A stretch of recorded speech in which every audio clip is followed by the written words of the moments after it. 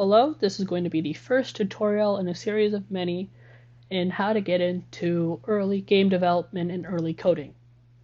I'm going to be showing you how to do this with a simple tool called Scratch. Scratch is a website that is made to feature a community of different game designers, as well as different games they have made, and how you can make your own all for free. You'll be able to make your own games in here, share them with others, and see what other guys make as well. In order to get started, if you don't have an account, press Join Scratch and sign up. If you do have an account, press Sign In, enter your username, and then enter your password, and press Sign In, and it'll take you to this page. So this page shows you everything that's currently going on. You will show different projects you may be interested in, different news that the Scratch team will send out, and all of these tabs will show different featured projects that people like to see, like to make, and like to base their own projects off of. So you can take a look at these, you can take a look at the code for them, it'll help you learn how different things work by seeing them in action and then seeing the underlying code. But we're mainly going to be focusing on the tab here that says Create, and inside the Creation Studio. To get there, click the Create button. It'll say Creating Project and take you here. So this will take you to the studio. If you've never seen this before, that's fine. I'm going to explain the different tabs for this today.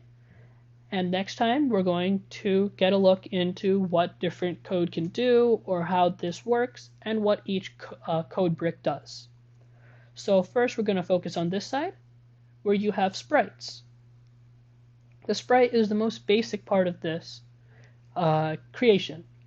It's going to be your character in your game. The character is you'll get to name it, which right now it's a sprite 1 since that's its default name. Then you can position it on this board, which will be the game board or the game itself.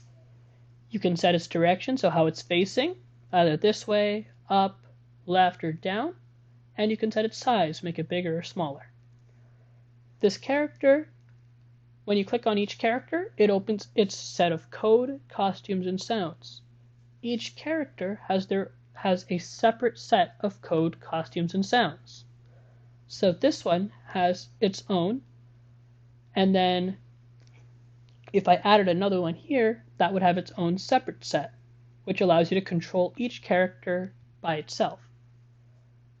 Next, for this character, we have the character's code, which are divided into the various sections here.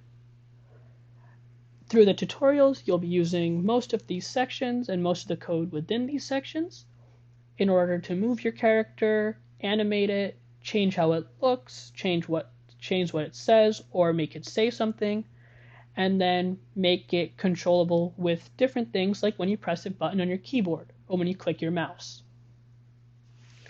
So now we can change how the character looks and sounds, but in order to do that, we need to have these looks put inside of the studio. In order to do that, you go to the Costumes tab. The Costumes tab is what holds all of your looks for your character. All of your looks for your character will be in different costumes. So this one comes with 2 already. The one with the cat walking and one where it moves, like it looked like it running. So in order to animate it, you would go between these 2 really fast, which we would do in the code. So you have them in. If you want to make your own other costumes, you press the plus button, and you can either put your own, take a picture of it, upload an image you have it give you a random one, paint your own using the little painter on this so you can edit it, or you can pick a costume they've made for you. So you'll need to add more costumes as you go along in your games if you want the character doing different things or wearing different clothes. All depends on how you want to make your game and what you'll do. We'll go over the specifics of this later on, but now I'm going to show the stage. So you have backdrops, which are backgrounds. They do the same thing as sprites. They're their own, and they can be individually controlled. But their code will be slightly different. As you can see, there's no motion code, since you can't have since a background won't really move, you don't have a room doesn't move, but the character will move inside of the room.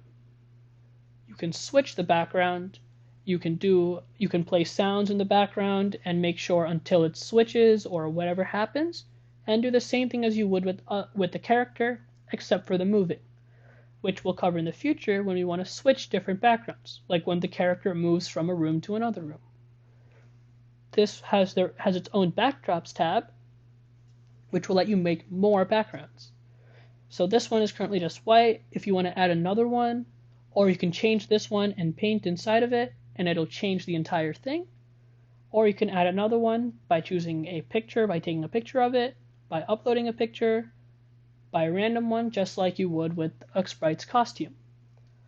So all of that fits into the code for the stage. So you have sprites and you have stages.